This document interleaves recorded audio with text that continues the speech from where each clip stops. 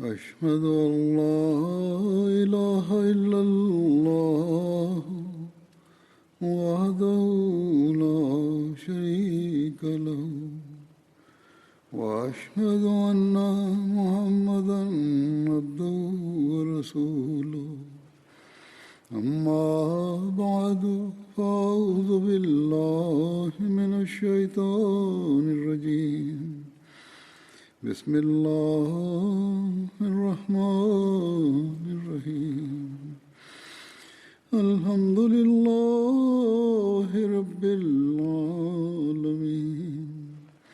الرحمن الرحيم مالك يوم الدين إياك نعبد وإياك نستعين اهدنا الصراط المستقيم صراط الذين أنعمت عليهم غير المغضوب عليهم ولا الضالين.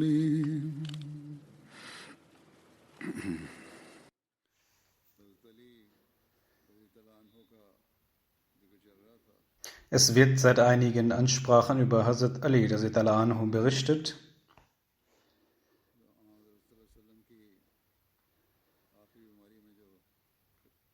Er hat in der Zeit der letzten Krankheitsphase des heiligen Propheten sallallahu alaihi wasallam ihm gedient.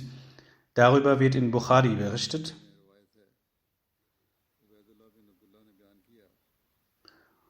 Ubaidullah bin Abdullah überliefert, dass Hazrat Aisha radhiyallahu anha zu sagen pflegte: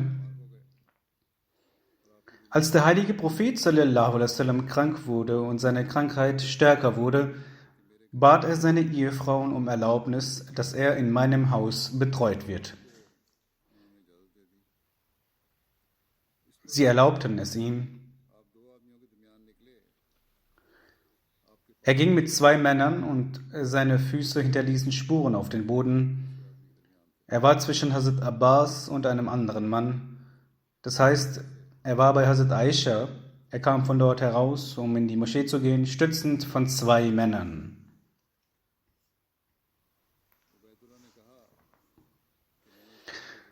Hazrat Ubaidullah sagte: Ich habe über das, was Hazrat Aisha sagte, mit Ibn Abbas gesprochen.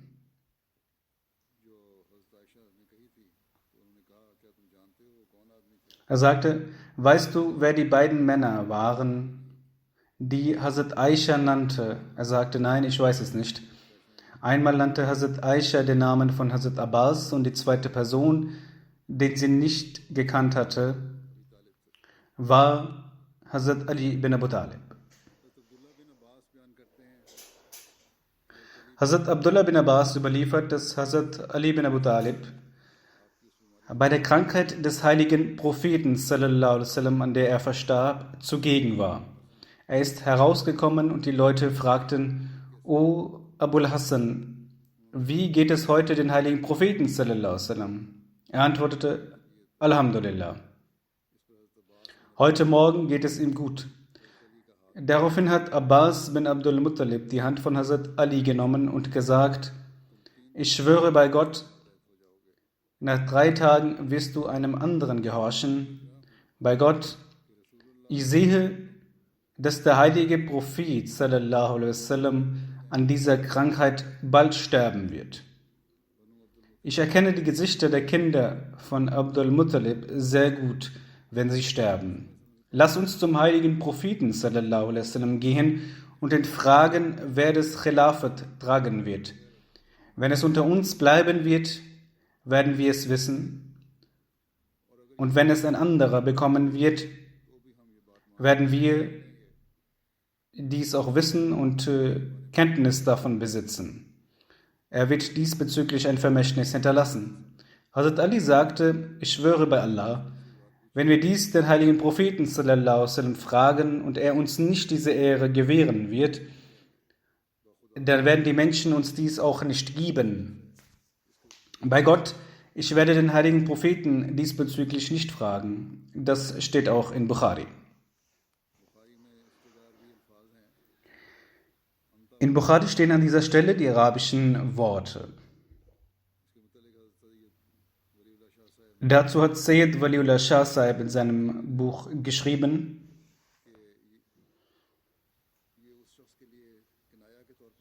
Diese Worte wurden verwendet, um auszusagen, dass diese Person nach dem heiligen Propheten sallallahu alaihi wasallam unter der Führung eines anderen Menschen sein würde. Das bedeutet, dass nach 3 Tagen der heilige Prophet sallallahu alaihi wasallam sterben wird.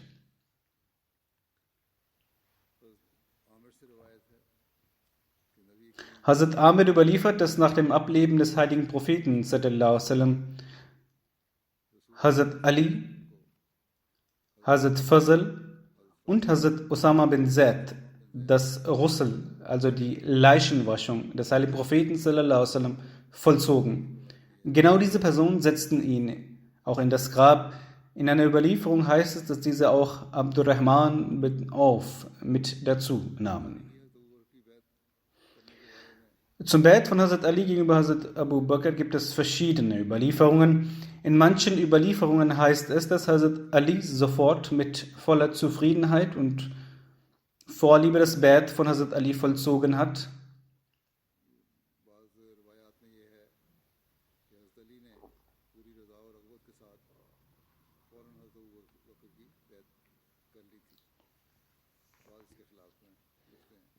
Manche schreiben etwas dagegen.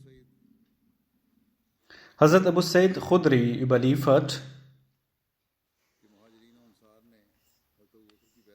dass die Muhajirin und die Ansar Hazrat Abu Bakr den Treueeid schworen. Hazrat Abu Bakr stieg zum Pult und schaute zu den Menschen und sah Hazrat Ali nicht. Hazrat Abu Bakr fragte nach Hazrat Ali. Einige Ansar gingen und riefen Hazrat Ali. Hazrat Abu Bakr sagte zu Hazrat Ali: O du Vetter und Schwiegersohn des heiligen Propheten sallallahu alaihi wasallam,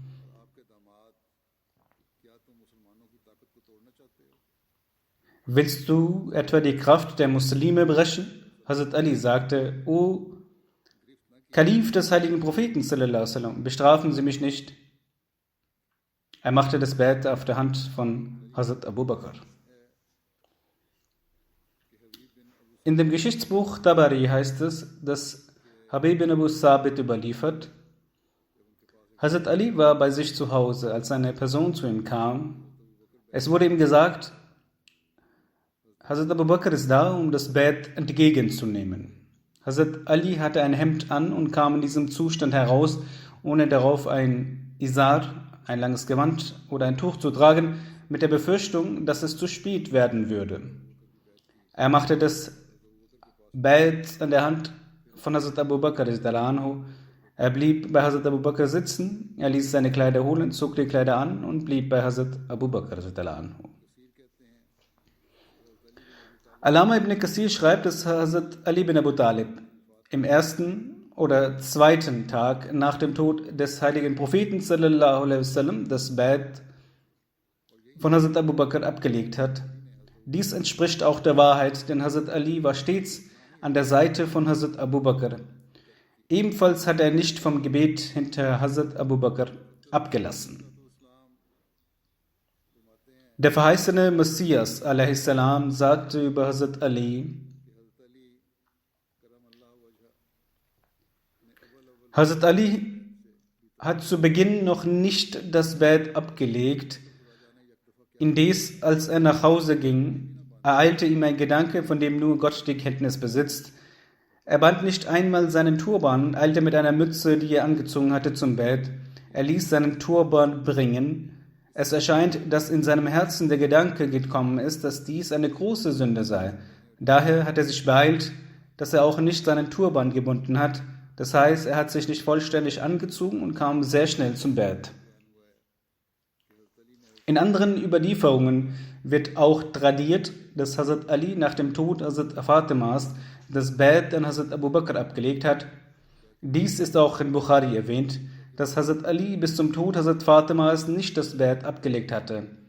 Viele Gelehrte haben dieser Überlieferung von Bukhari widersprochen. Imam Behki erwähnt in Sunan al-Kubra die Überlieferung von Imam Shahabuddin Zuhri, in dem es heißt, dass Hazrat Ali das Bait an der Hand von Hazrat Abu Bakr bis zum Tod von Hazrat Fatima nicht abgelegt hatte. Und er schreibt dazu, die Übersetzung lautet: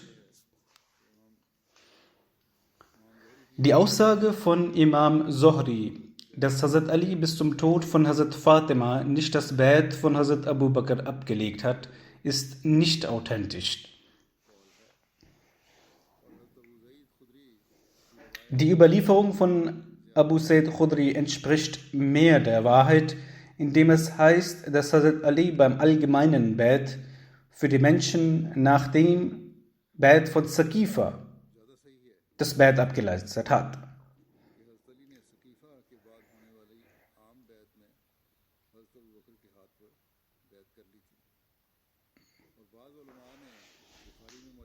Einige Gelehrte haben der Überlieferung von Bukhari auf diese Weise widersprochen, indem sie das zweite Bait als Bait Tajdid, eine Erneuerung des Baits, bezeichnet haben.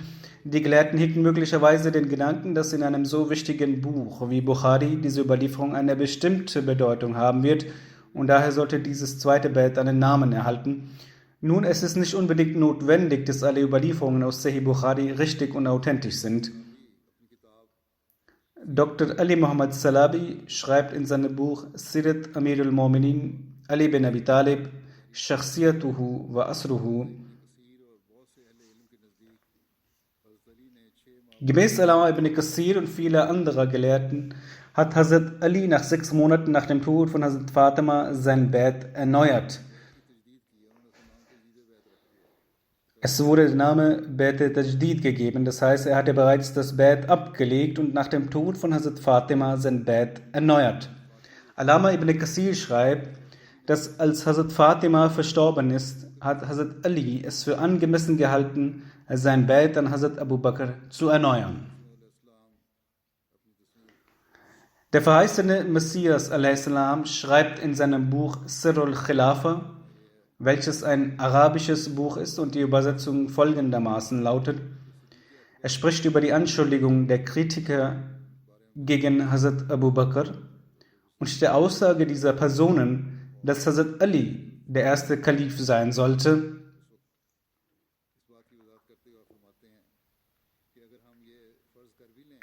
Wenn diese Aussagen als richtig erachtet werden, dass Hazrat Abu Bakr von jenen Leuten war, die der Welt den Vorrang gewährt haben, nach ihr getrachtet haben und die Rechte anderer verletzen, dann muss man ebenfalls bekennen, dass Hazrat Ali zu den Heuchlern gehörten. Nauzubillah.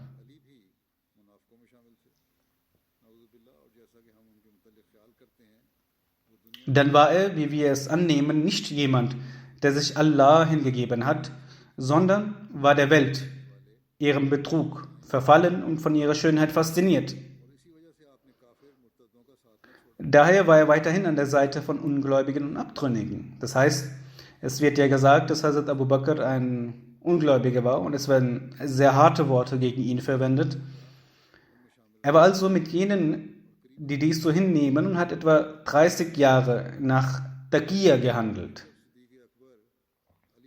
Wenn Hazrat Abu Bakr in den Augen von Hazrat Ali ein Ungläubiger war und jemand, der das Recht eines anderen verletzt hat, wieso war er dann mit dem Bait an seiner Hand einverstanden? Wieso ist er nicht von einem grausamen, abtrünnigen Ort, in dem Unfrieden herrscht, ausgewandert? War die Erde Allahs nicht groß genug, dass er auswandern konnte, so wie die Praxis derer ist, die gottesfürchtig sind? Schau zu dem treuen und hingebungsvollen Hazrat Abraham, wie er seine gesamte Kraft für die Wahrheit verwendet hat. Er ist voller Mut hinausgegangen, und als er sah, dass sein Vater irregegangen bzw. vom rechten Weg abgekommen ist, und als er sah, dass sein Volk Götzen anbetet und sie Gott ablehnen, so hat er sich ohne Furcht von ihnen abgewandt.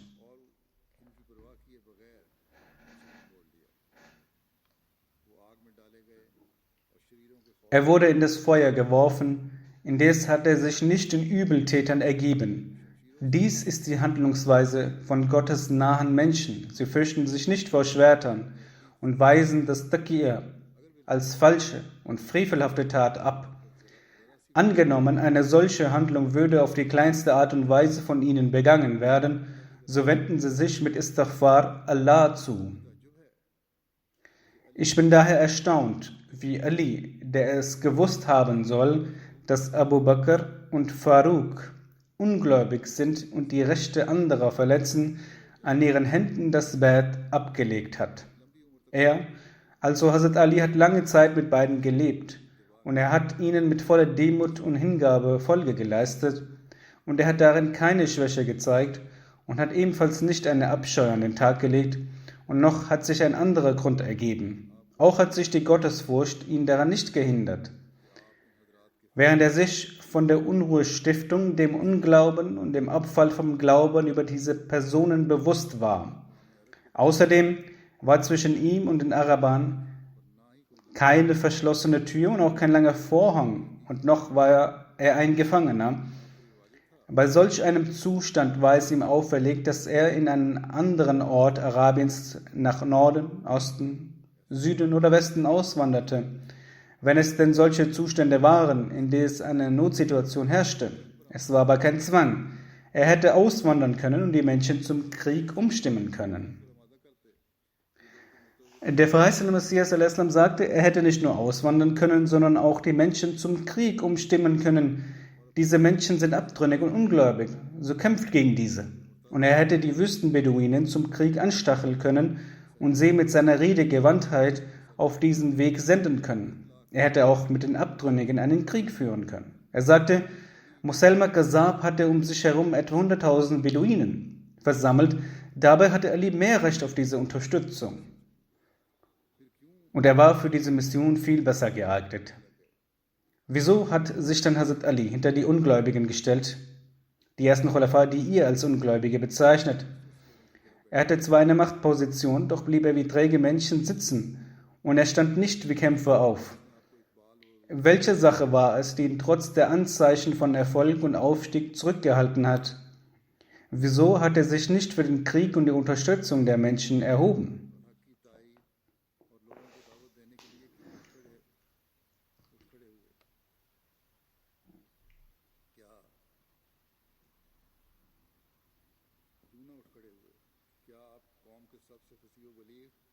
War er denn nicht der fähigste und ausdrucksstärkste Redner aus dem Volk, der den Geist in die Worte einhauchen?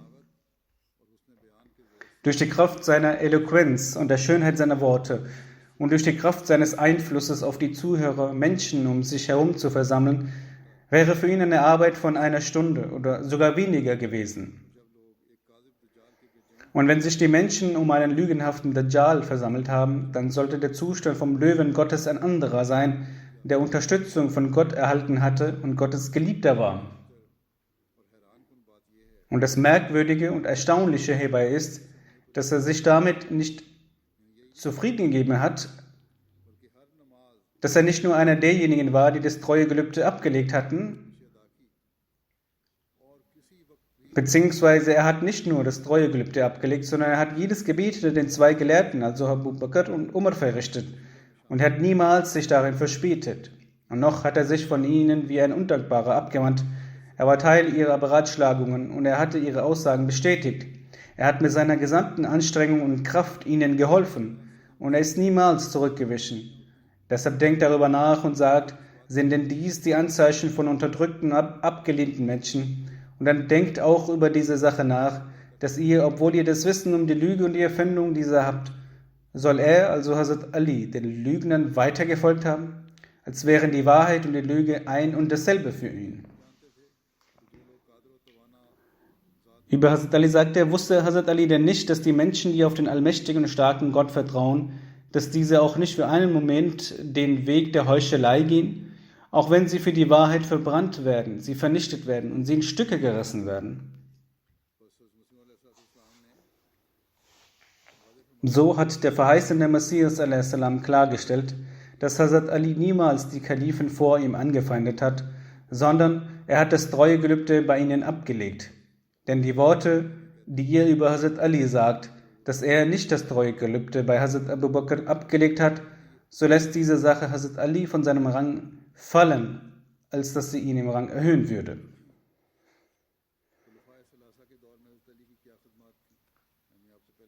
Die Dienste von Hazrat Ali in der Ära der 3 Kalifen, also die 3 Kalifen, die vor ihm waren, als der heilige Prophet sallallahu alaihi wasallam verstarb, sind folgendermaßen: Viele Stämme von Arabien sind abtrünnig geworden und auch die Heuchler hatten in Medina die Häupter erhoben und Banu Hanifa und viele Menschen der Yamama hatten sich mit Muselma Kazzab vereint, obgleich denn schon der Stamm Banu Asad und Tal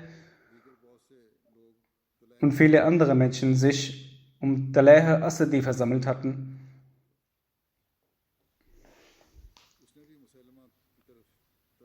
Auch er hatte wie Muselma den Anspruch erhoben, ein Prophet zu sein. Die Schwierigkeiten hatten sich sehr vermehrt und der Zustand wurde immer schlimmer. In dieser Zeit, als Hazrat Abu Bakr eine Truppe unter Osama entsandte, so waren bei ihm sehr wenige Menschen verblieben. Viele Beduinen haben die Absicht gehegt, Medina zu erobern, und sie hatten bereits einen Plan geschmiedet, Medina anzugreifen. Daraufhin hat Hazrat Abu Bakr Siddiq um Medina herum Wachposten aufstellen lassen, die mit ihren Männern um Medina herum wachten und die Nacht verbrachten. Unter den Aufsehern waren Hazrat Ali bin Abu Talib, Hazrat Zubair bin Al-Awam, Talha bin Abdullah, Saad bin Abi Waqas, Abdurrahman bin Auf und Abdullah bin Mas'ud.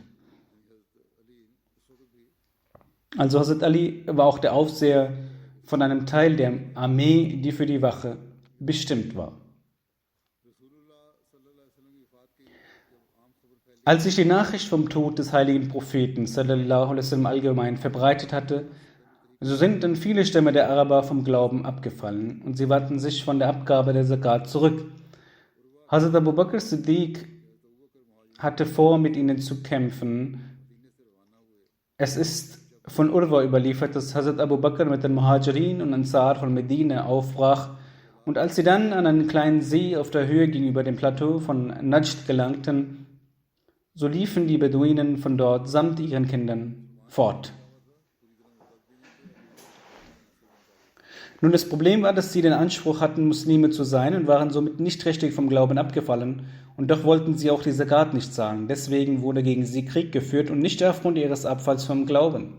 Als sie nun von dort flüchteten, sagten einige Personen zu Hazrat Abu Bakr, dass er zurück nach Medina kehren sollte zu den Frauen und Kindern und jemanden als Heeresführer bestimmen sollte. Da die Gefährten hierauf bestanden, bestimmte Hazrat Abu Bakr Hazrat Khalid bin Walid zum Heeresführer und gab ihm folgende Anweisung: Wenn sie den Islam annehmen und die Zakat zahlen, also wenn sie wieder das Bett ablegen, die Zakat zahlen, dann kann jeder, der zurückkehren möchte, zurückkommen. Anschließend kehrte Hazrat Abu Bakr nach Medina zurück. Hazrat Musleh Maud berichtet, dass aus der Geschichte hervorgeht, dass Hazrat Umar in der Zeit seiner Khilafat Hazrat Ali zum Amir Medinas bestimmte, wenn er selbst auf Reisen gehen musste. So steht in Tarikh Tabari: In der Schlacht an der Brücke mussten die Muslime eine Niederlage gegen die persischen Streitkräfte hinnehmen. Daraufhin beschloss Hazrat Umar nach Beratschlagung mit einigen Gefährten, dass er selbst mit einem islamischen Heer zur Grenze Persiens reist. Als seine Vertretung bestimmte er Hazrat Ali zum Gouverneur Medinas. Hazrat Musleh Maud sagt, dass die größte und entsetzlichste Niederlage des Islams die Schlacht an der Brücke war. Ein großes muslimisches Heer zog aus gegen die Perser. Der persische Heeresführer errichtete Schutzgraben auf der anderen Seite des Meeres und wartete auf die Gegner. Das islamische Heer griff mit großem Eifer an und drängte sie zurück und schritt selbst voran. Doch dies war ein Schachzug des persischen Befehlshabers. Er sandte ein Bataillon von der Seite, die die Kontrolle über die Brücke übernahmen, und gleichzeitig griff er die Muslime an. Die Muslime wandten sich um und erkannten, dass der Feind die Brücke übernommen hat. Besorgt drehten sie sich um, von wo aus der Feind einen großen Angriff startete. Eine große Anzahl der Muslime war gezwungen,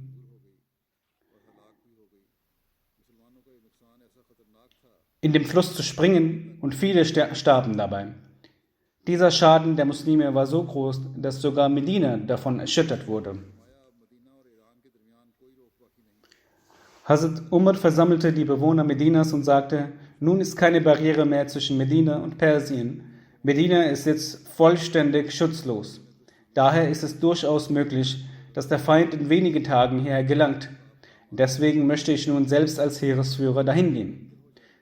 Die Anwesenden befürworteten diese Entscheidung, doch Hazrat Ali sagte: Gott bewahre, aber sollten sie den Märtyrertod sterben, werden die Muslime zerstreut werden und ihre Einheit verlieren.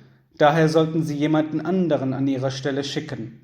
Daraufhin schrieb Hazrat Umar zu Hazrat Saad, der im Krieg mit den Römern in Syrien beschäftigt war, dass dieser so viele Soldaten wie er kann nach Medina schicken soll, da Medina gerade vollständig schutzlos ist und sollte der Feind nicht aufgehalten werden, würde Medina erobert werden.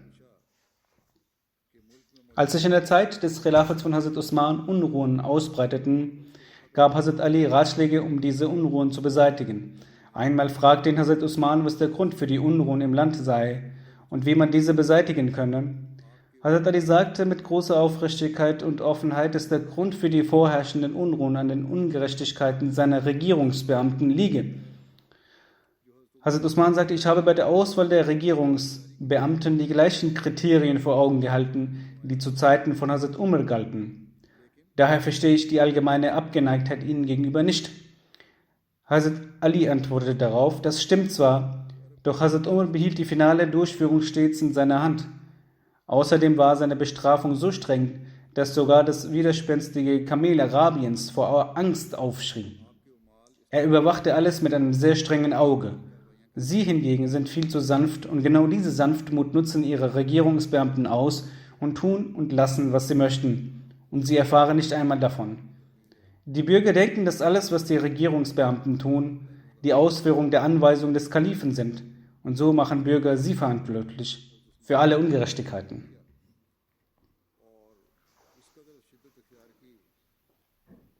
Als die Ägypter das Haus von Hazrat Usman belagerten und so weit darin gingen, dass sie nicht einmal Essen und Trinken hineinließen, und als Hazrat Ali davon erfuhr, ging er zu Belagerern und sagte zu ihnen: Die Art und Weise eurer Belagerung ist nicht nur unislamisch, sondern unmenschlich. Sogar die Ungläubigen gewähren den Muslimen, die sie in Gefangenschaft nehmen, Essen und Trinken. Was hat diese Person euch denn angetan? Hazrat Ali fragte sie bezüglich Hazrat Usman: Was hat diese Person euch angetan, dass ihr solche Härte walten lässt? Die Belagerer kümmerten sich um das Gesuch von Hazrat Ali überhaupt nicht und lehnten es ab, Vereinfachung zu schaffen.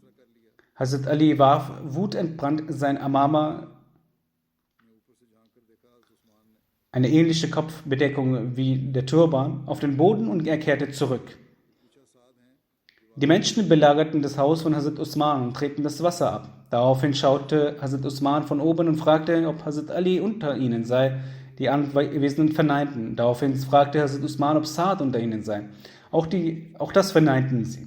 Dann blieb Hazrat Usman für eine Weile still und sagte anschließend: Gibt es unter euch jemanden, der zu Ali geht und ihn sagt, er soll uns zu trinken geben?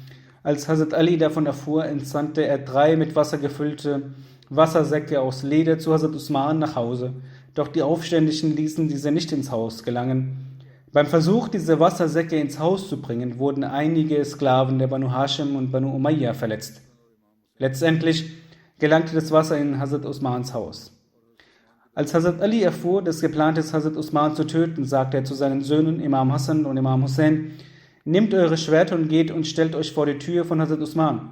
Und wehe euch, dass ein Angreifer zu ihm gelangt. Als die Aufständischen dies sahen, begannen sie Pfeile auf die Haustür von Hazrat Usman zu schießen, wodurch Hazrat Hassan und Muhammad bin Talha verletzt wurden und bluteten. Zur gleichen Zeit sprang Muhammad bin Abu Bakr mit 2 seiner Gefährten aus dem Haus eines Ansaris in das Haus von Hazrat Usman und sie ermordeten ihn. Als Hazrat Ali davon erfuhr und sah, dass Hazrat Usman getötet wurde, fragte er seine Söhne: Wie konnte Hazrat Usman sterben, obwohl ihr die Wächter vor seiner Tür wart? Er sagte dies und ohrfeigte Hazrat Hassan. Er schlug mit seiner Handfläche auf die Brust von Hazrat Hussein. Er schimpfte mit Muhammad bin Talha und Abdullah bin Zubair und ging wütend nach Hause. Shiddad bin Aus berichtet, am Yawm ad-Dar, als die Menschen Hazrat Usman umzingelt hatten. Yawm ad-Dar heißt jener Tag, an dem die Dissidenten Hazrat Usman bei sich zu Hause umzingelten und ihn grausam töteten. Als Hazrat Usman herausschaute, sagte er: O Männer Gottes, der Überlieferer sagte, dass ich gesehen habe, dass Hazrat Ali sein Haus verlässt. Er trug das Amama vom heiligen Propheten sallallahu alaihi wasallam und hatte sein Schwert bei sich.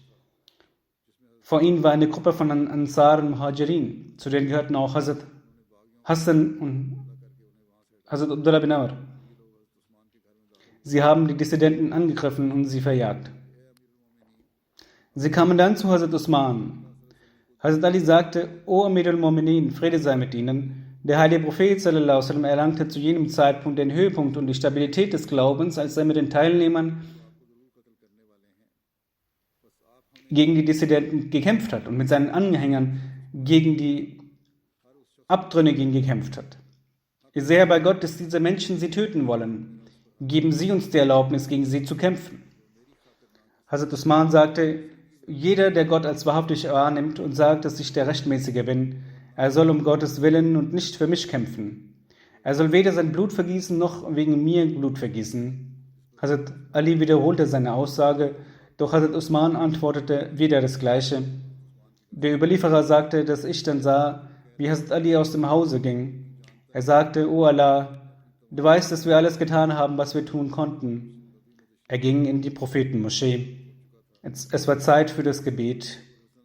Die Menschen sagten: O Abul Hassan, gehen Sie nach vorne und leiten Sie das Gebet. Hazrat Ali sagte: Ich kann nicht das Gebet leiten, wenn der Imam umzingelt ist. Ich werde alleine beten. Er betete alleine und ging zurück. Hazrat Alis Sohn kam und sagte: O Vater, ich schwöre bei Gott, die Menschen haben das Haus von Hazrat Usman angegriffen. Er sagte: Inna lillahi wa inna ilaihi raji'un, wahrlich Allah sind wir und zu ihm kehren wir heim. Ich schwöre bei Gott, sie werden ihn töten. Die Leute fragten Hazrat Ali: Wo wird Hazrat Usman nach dem Märtyrertod sein? Hazrat Ali antwortete: Ich schwöre bei Gott, er wird im Paradies sein. Die Menschen fragten: Wo werden die anderen sein, die ihn getötet haben? O Abul Hassan, wo werden die Leute sein? Hazrat Ali antwortete: Ich schwöre bei Gott, sie werden im Feuer sein. Er sagte dies 3-mal. Hazrat Muslim schildert die Situation folgendermaßen: Als die Rebellen Medina belagert hatten, gingen die Leute von Ägypten zu Hazrat Ali. Er führte außerhalb von Medina eine Armee an und er war dabei, den Gegner zu schlagen. Sie kamen zu ihm und sagten, dass Hazrat Usman aufgrund seiner schlechten Organisation nun nicht mehr als Kalif fähig ist. Wir sind gekommen, um ihn abzuspalten und wir hoffen, dass Sie nach ihm dieses Amt annehmen werden. Er vernahm ihre Worte und hat mit seinem Stolz für die Religion, was auch das Recht von einem Mann seines Ranges war, diese Menschen fortgeschickt. Und er war sehr hart im Umgang mit ihnen. Er sagte: Alle frommen Menschen wissen, dass der heilige Prophet sallallahu alaihi wasallam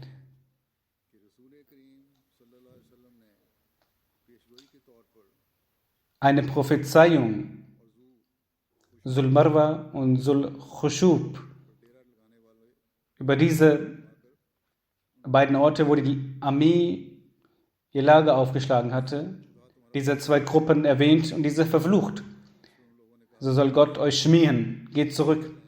Daraufhin sagten diese Menschen, dass sie zurückgehen werden, und danach gingen sie auch zurück. Über den Tod von Hazrat Usman und danach das Treuegelübde an Hazrat Ali vom Khilafat gibt es Überlieferungen. Darüber habe ich schon zuvor ausführlich berichtet. Nun werde ich die Begebenheit kurz erwähnen. Als Hazrat Usman getötet wurde, so sind dann alle Menschen zu Hazrat Ali gegangen. Unter diesen waren die Gefährten und andere Menschen. Alle sagten dies, dass Ali der Führer der Gläubigen sei. So erschienen diese bei ihm zu Hause und sie sagten, dass sie das Treuegelübde bei ihm ablegen wollen. Strecken Sie Ihre Hand aus, denn Sie haben eher das Recht dazu. Daraufhin sagte Hazrat Ali: dies ist nicht eure Aufgabe. Es ist die Aufgabe der Gefährten von Badr. Es wird jener zum Kalifen, über die die Gefährten von Badr einig sind. Daraufhin erschienen alle Menschen bei Hazrat Ali und sie sagten, wir sehen keinen Berechtigteren als Sie für diese Sache. So streckten sie ihre Hand aus, damit wir das Treuegelübde bei ihnen ablegen können. Er sagte, wo sind Talha und Zubair? Also hat zuerst Hazrat Talha bei ihm das Treuegelübde mündlich abgelegt und zuerst hat Hazrat Saad bei ihm das Treuegelübde mit der Hand abgelegt. Als Hazrat Ali dies gesehen hatte, so ging er hinaus zur Moschee und er stieg auf das Pult. Hazrat Talha war die erste Person, die zu Hazrat Ali hinaufstieg zum Pult und bei ihm das Treuegelübde ablegte. Nach ihm hat Hazrat Zubair das Gelübde abgelegt und dann legten die übrigen Gefährten das Treuegelübde ab.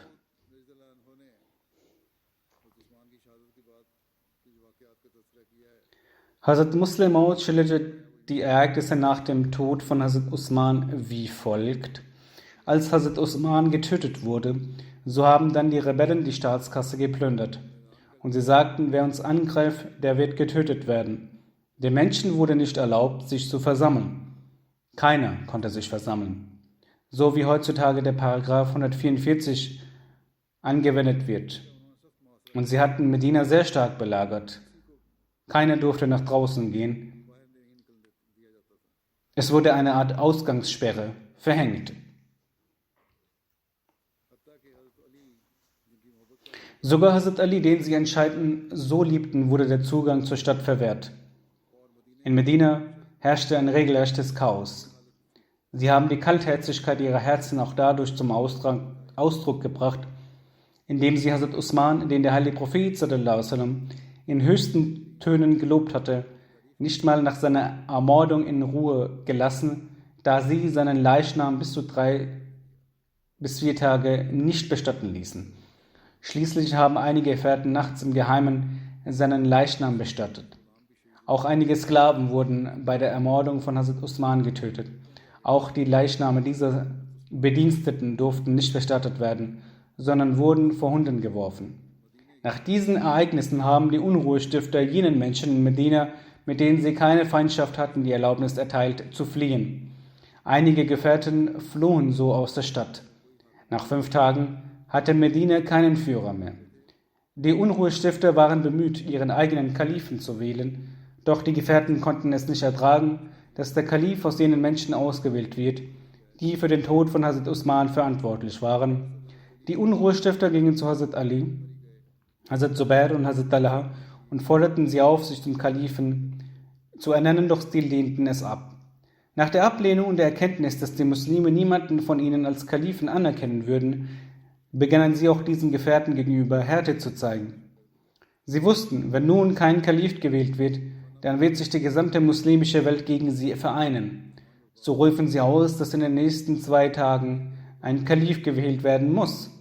Ansonsten würden sie die großen Gefährten wie Hazrat Ali, Hazrat Talha und Hazrat Zubair umbringen. Die Bewohner von Medina bekamen Angst, denn jene Menschen, die nicht davor zurückgeschreckt sind, den Kalifen zu ermorden, würden auch bereit sein, Ähnliches mit den Bewohnern und ihren Kindern zu tun. Sie gingen zu Hazrat Ali und baten ihn, sich zum Kalifen zu ernennen. Er lehnte es ab und begründete dies, dass wenn ich mich zum Kalifen ernenne, werden die Menschen behaupten, ich hätte Hazrat Usman ermordet und dies kann ich nicht ertragen. Das Gleiche haben auch Hazrat Talha und Hazrat Zubair geantwortet. Auch die anderen Gefährten lehnten es ab, sich zum Kalifen zu ernennen. Schließlich gingen sie wieder zu Hazrat Ali und baten ihn, diese Last zu tragen. Letztendlich willigte Hazrat Ali unter dieser Bedingung ein, dass alle Muslime versammelt werden sollen und zustimmen sollen. So wurden alle versammelt und stimmten zu. Manche jedoch bestanden darauf, dass sie einen Kalifen erst dann akzeptieren, wenn jene Personen, die für den Tod von Hazrat Usman verantwortlich sind, zur Rechenschaft gezogen werden. Andere wiederum bestanden darauf, dass auch die Meinung jener Muslime, die außerhalb der Stadt leben, eingeholt werden sollte, jedoch war die Anzahl dieser Personen sehr gering. So willigte Hazrat Ali zwar ein, sich der Kalif zu werden, jedoch traf genau dies ein, wovor er sich gefürchtet hatte. Die gesamte muslimische Welt begann zu behaupten, dass Hazrat Ali für die Ermordung von Hazrat Usman verantwortlich sei. Hazrat Muslim Maud schreibt,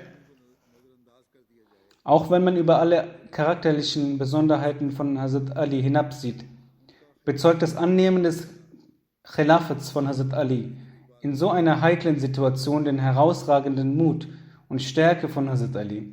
Es ist überaus lobenswert, dass er für den Islam seine eigene Ehre und Würde geopfert hat und so eine große Last auf sich genommen hat. Weiter schreibt Hazrat Muslim Maud, dass einige Tage sehr viel Chaos in der Stadt herrschte, doch als sich die Situation etwas beruhigte, fingen die Unruhestifter an, sich Sorgen über den weiteren Verlauf zu machen und manche bekamen sogar Angst. Einige gingen nach Syrien, in der Annahme, dass Hazrat Muawiyah eine große Persönlichkeit ist und Vergeltung für die Ermordung von Hazrat Usman üben wird. So gingen sie dorthin und fingen an, Gerüchte in die Welt zu setzen, dass Hazrat Usman ermordet wurde und niemand bereit ist, Vergeltung auszuüben. Manche gingen nach Mekka und sagten dort zu Hazrat Aisha und Hazrat Zubair, wie traurig es sei, dass ein Kalif ermordet wird und die Muslime schweigen. Manche gingen zu Hazrat Ali und sagten ihm, dass es nun eine heikle Situation ist und es drohe, dass die muslimische Welt auseinanderbricht. Hazrat Ali solle, um das zu vermeiden, das Bai'at annehmen, damit die Angst der Menschen verschwindet. Auch die Gefährten in Medina sagten, dass es das Beste wäre, wenn Hazrat Ali das Khilafat akzeptiere. Als Hazrat Ali von allen Seiten aufgefordert wurde und er mehrmals ablehnte, willigte er schließlich ein und nahm das Bai'at an. Es steht außer Frage, dass dieses Verhalten von Hazrat Ali äußerst weise war. Wenn er zu diesem Zeitpunkt das Khilafat nicht akzeptiert hätte, dann würde der Islam noch mehr Schaden annehmen als der Krieg zwischen Hazrat Ali und Hazrat Muawiyah.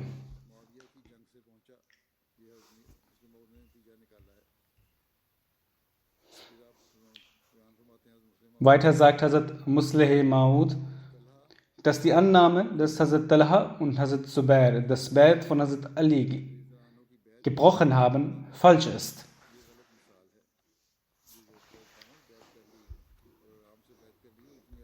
Diese Annahme bestätigt die Unwissenheit über die Geschichte des Islam.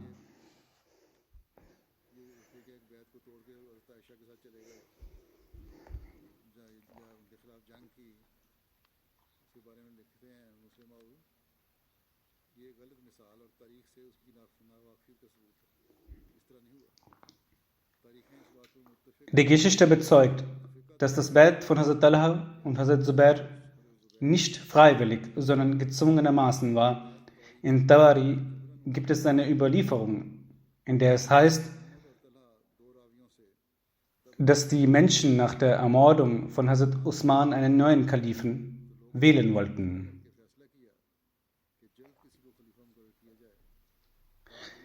Die Muslime gingen letztendlich zu Hazrat Ali und baten ihn, das Bai'at entgegenzunehmen. Hazrat Ali sagte, wenn ihr das Bai'at auf meine Hand ablegen möchtet, dann müsst ihr mir stets gehorchen. Wenn ihr dazu bereit seid, werde ich euer Bai'at entgegennehmen. Andernfalls müsst ihr eine andere Person zum Kalifen bestimmen. Wer immer zum Kalifen wird, ich werde ihm stets gehorchen und mehr als ihr alle seine Anweisungen befolgen. Sie antworteten, wir werden ihnen ganz gehorsam sein. Hazrat Ali sagte, überlegt es euch nochmal und beratschlagt euch. Sie vereinbarten, dass alle an Hazrat Ali das Bai'at leisten werden, vorausgesetzt Hazrat Talha und Hazrat Zubair tun es auch, weil es keinen vollkommenen Frieden geben wird, ehe diese beiden nicht auch das Bai'at ablegen. Daraufhin begab sich Hakim bin Jabala mit einigen Personen zu Hazrat Zubair und Malik Ashtark. Mit einigen Personen zu Hazrat Talha und der Drogen mit ihren Schwertern zwangen sie die beiden zum Bai'at. Sie zogen ihre Schwerter vor ihnen und sagten, leisten Sie Hazrat Ali das Bai'at ab, andernfalls werden wir euch umbringen. Unter diesem Zwang gaben sie Einverständnis und die Personen kehrten zurück. Am nächsten Tag stieg Hazrat Ali zum Pult und sagte zu den Menschen, ihr habt mir gestern eine Botschaft überbracht und ich habe euch gebeten, nochmal darüber nachzudenken. Habt ihr das getan? Und seid ihr noch mit meiner Bedingung von gestern einverstanden? Wenn ihr einverstanden seid, müsst ihr mir volle Gehorsamkeit leisten. Daraufhin begaben sie sich ein weiteres Mal zu Hazrat Talha und Hazrat Zubair und zerrten sie mit sich zurück. In der Überlieferung heißt es ganz deutlich, als sie sich zu Hazrat Talha begaben und ihn aufforderten, das Bett abzulegen, antwortete er: Ich leiste dieses Bett unter Zwang, nicht mit Freude. Das Gleiche antwortete auch Hazrat Zubair, als die Leute ihn um Bett aufforderten. Ihr zwingt mich dazu, dieses Bett zu leisten. Ich mache es nicht aus meiner Absicht heraus. So überliefert Abdurrahman bin Jundub von seinem Vater: Nach der Übermordung von Hazrat Usman begab sich Ashtar zu Hazrat Talha und forderte ihn zum Bett auf. Er antwortete: Ich brauche mehr Zeit. Ich möchte sehen, wie sich die Leute entscheiden. Aber er gab nicht nach und zerrte ihn mit Gewalt mit sich mit, so wie man eine Ziege hinterherzieht.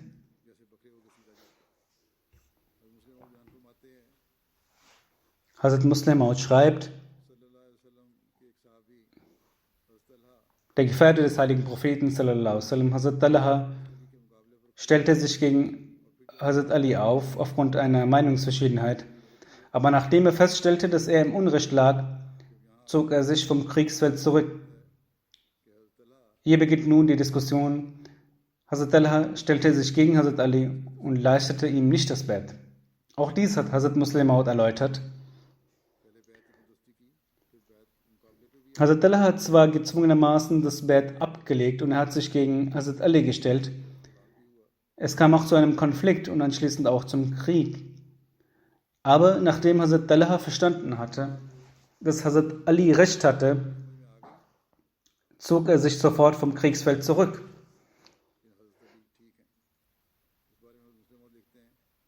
Diesbezüglich schreibt Hazrat Muslim Maud: Hazrat Talha war auf dem Weg nach Hause, als ihn ein Mann aus der Partei von Hazrat Ali auflauerte und tötete. Für diese Tat erwartete er eine Belohnung von Hazrat Ali. Er sagte zu Hazrat Ali: Ich überbringe Ihnen die frohe Botschaft, dass Ihr Feind Hazrat Talha von mir getötet wurde. Hazrat Ali antwortete: Ich gebe dir die Botschaft des Höllenfeuers. Ich habe vom heiligen Propheten sallallahu alaihi wasallam gehört, Hazrat Talha wird von einem Höllenbewohner getötet werden.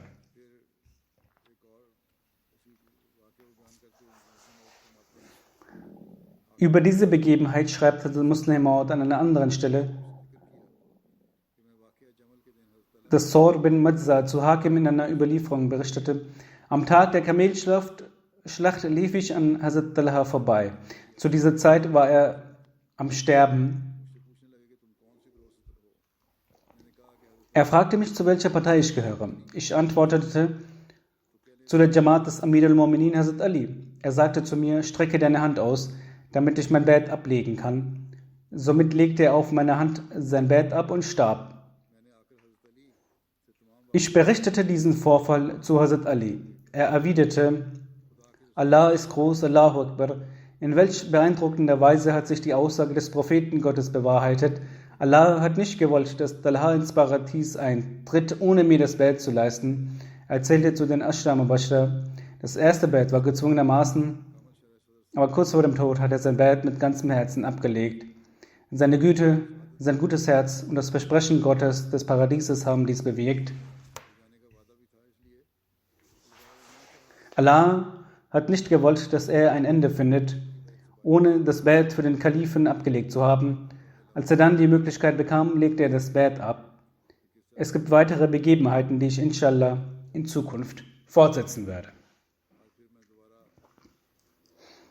Heute möchte ich ein weiteres Mal bitten, für die Ahmadis in Algerien und Pakistan zu beten. Möge Allah sie beschützen. In Algerien verschlimmert sich die Situation. Ein staatlicher Richter erhebt permanent Anzeigen gegen Ahmadis. Auch in Pakistan werden den Ahmadis Probleme bereitet. Möge Allah solche Menschen, die uns Schwierigkeiten bereiten oder uns bekämpfen, in einer Weise strafen, die für andere als Warnung gilt. Möge Allah die Situation dieser Ahmadis verbessern und ihnen ihre Sorgen hinwegnehmen.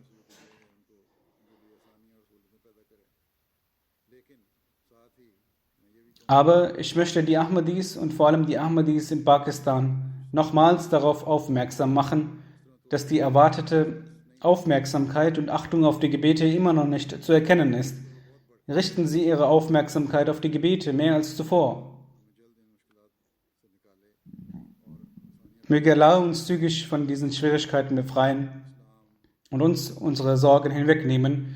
Mögen wir die Möglichkeit erhalten, in Freiheit die wahre Botschaft des Islam in Pakistan und auf der gesamten Welt zu verbreiten. Nach dem Freitagsgebet werde ich auch Totengebete leiten. Das erste Totengebet ist von Dr. Tahir Ahmed Sahib aus Rabwa. Er war der Sohn des Märtyrer Chaudhry Abdul Razak Sahib, der ehemalige Amir des Stadtbezirks Nawabshah. Er verstarb am 4. Dezember im Alter von 60 Jahren aufgrund eines Herzinfarkts. Wahrlich Allah sind wir und zu ihm kehren wir zurück. Er war ein staatlich angestellter Arzt. 1995 erlitt er den ersten Herzinfarkt. Trotz schlechtem Gesundheitszustand ließ er sich nach Mitti postieren, um unter dem Programm des Waqf Jadid im Al-Mahdi-Krankenhaus dienen zu können. Dr. Saib war Augenspezialist und jeden Abend und sonntags behandelte er Patienten mit Augenerkrankungen. An freien Tagen kam er zum Mahdi-Krankenhaus. Er nahm regelmäßig an medizinischen Camps teil und operierte manchmal den ganzen Tag. In Tarparkar wurde er nicht nur von den Jamaat-Mitgliedern, sondern auch von Nicht-Ahmadis sehr gemocht. Er war von jedermann geliebt. Er hatte auch eine Bypass-Operation des Herzens und in den letzten Jahren litt er 2-3 Mal unter starken Beschwerden. Doch er führte seine Arbeit in Tarparkar fort. In Mitti leistete er ca. 15 Jahre humanitäre Arbeit. Er war ein großer Helfer der Armen und sehr gastfreundlich. Er zollte dem Khilafat und der Institution der Jamaat großen Respekt. Mit der Gnade Allahs trat er schon in der Jugend dem System der Wasiyat bei. Er nahm an jeder finanziellen Tahrik mit großem Eifer teil. Möge Allah dem Verstorbenen gnädig sein, ihm vergeben und seinen Rang erhöhen und auch seine Kinder dazu befähigen, seine Tugenden zu befolgen und fortzuführen.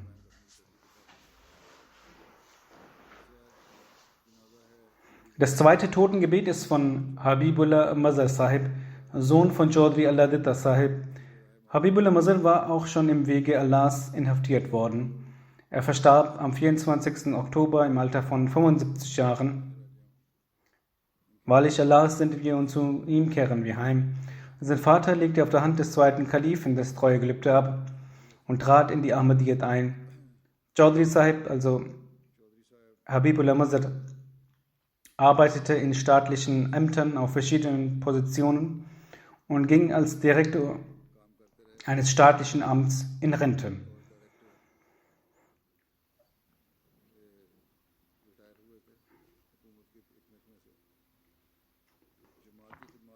Seine Dienste für die Jamaat belaufen sich auf über 50 Jahre, in denen er vom Qaid Majlis bis hin zum Sam Ansarullah und anderen verschiedenen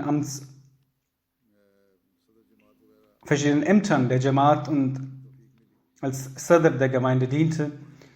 Die allererste Strafanzeige zur Todesstrafe unter dem Blasphemiegesetz Nummer 295, die jemals gegen einen Ahmadi erstattet wurde, war gegen den ehrenwerten Chaudhry Habibullah Mazhar Sahib. Die Anzeige wurde am 29. Oktober 1991 im Polizeirevier Shahdara erstattet. So war er aus geschichtlicher Hinsicht der erste Ahmadi, der aufgrund dieses Gesetzes für den Weg Allahs im Gefängnis Leiden ertragen musste. Das Sessions Court Bezirksgericht hatte zwar für ihn geurteilt, doch aufgrund des Einspruchs der Feinde im High Court lehnte der Richter des High Court Abdul Majid seinen Freispruch in dieser Blasphemie-Anklage ab. Um ihn zu bestrafen, unternahmen die Feinde alles, was damals möglich war. Sie versuchten dies auf einer sehr großen Ebene. Sie verteilten auf Englisch und Urdu Flyer und nutzten viele unangemessene Worte gegen ihn. Jedenfalls hielt Chaudhry Habibullah Sahib mit großer Tapferkeit und Mut Allahs Willen folgend alle Leiden der Gefangenschaft aus. Dann öffnete Allah solche Wege, dass nur in wenigen Monaten Mittel für seine Freilassung geschaffen wurden.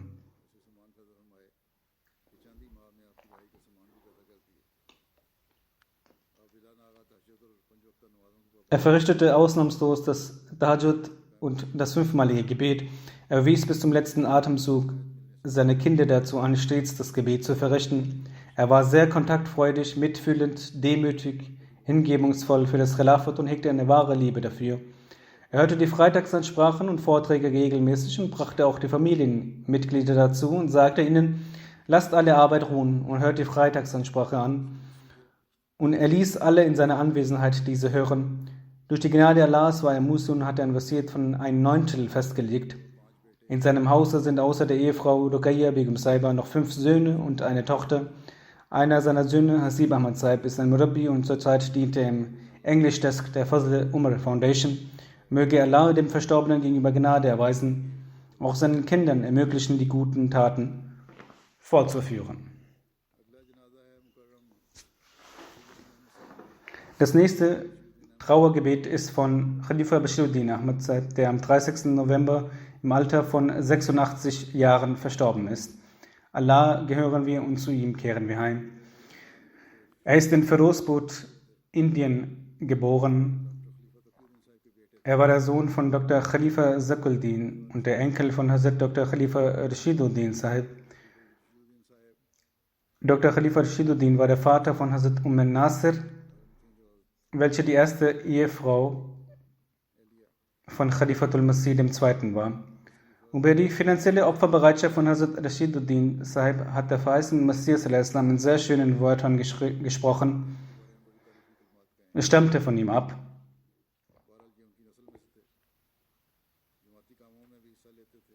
Er beteiligte sich an der Arbeit der Gemeinde und lud Nicht-Ahmadis zu sich nach Hause ein, um Tabligh zu machen. Im Jahre 1998 kehrte er nach Schweden zurück. Er lebte in verschiedenen Orten und dann kehrte er nach Schweden zurück.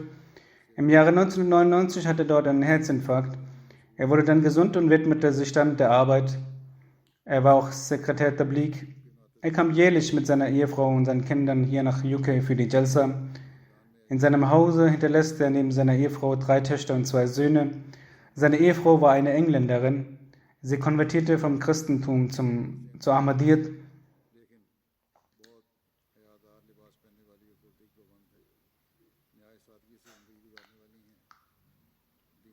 Sie ist eine sehr einfache Frau, trägt schamvolle Kleidung, hält das Badr-Gebot ein. Sie führt ein einfaches Leben. Sie strebt sehr danach, sich religiöses Wissen anzueignen und sie versucht auch mit ganzer Kraft diesem Folge zu leisten.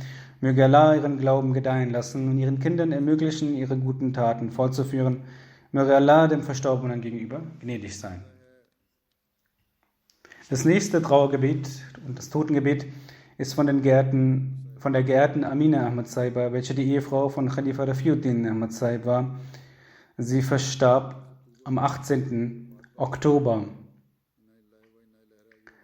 Allah gehören wir und zu ihm kehren wir zurück.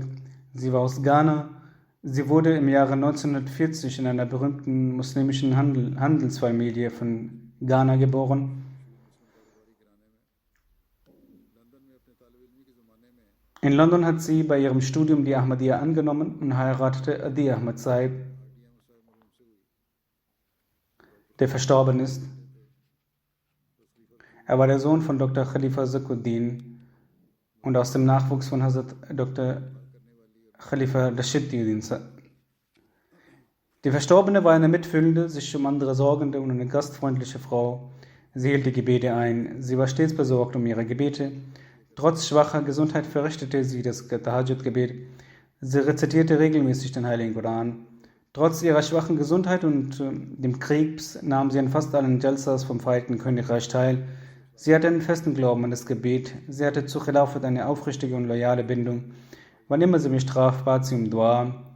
Möge Allah ihr gegenüber barmherzig und gnädig sein und ihren Kindern ermöglichen, eine starke Bindung zum Khilafat aufzubauen.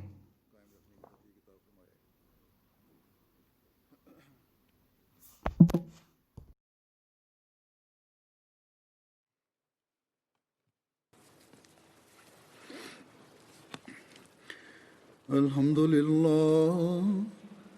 لله نحمده ونستعينه ونستغفره ونؤمن به ونتوكل عليه ونعوذ بالله من شرور أنفسنا ومن سيئات أعمالنا من يهده الله فلا مضل له ومن يضلله فلا هادي له ونشهد أن لا إله إلا الله ونشهد أن محمدا عبده ورسوله عباد الله رحمكم الله إن الله يأمر بالعدل والإحسان وإيتاء ذي القربى وينهى عن الفحشاء والمنكر والبغي يعظكم لعلكم تذكرون اذكروا الله يذكركم وادعوه يستجب لكم ولذكر الله أكبر.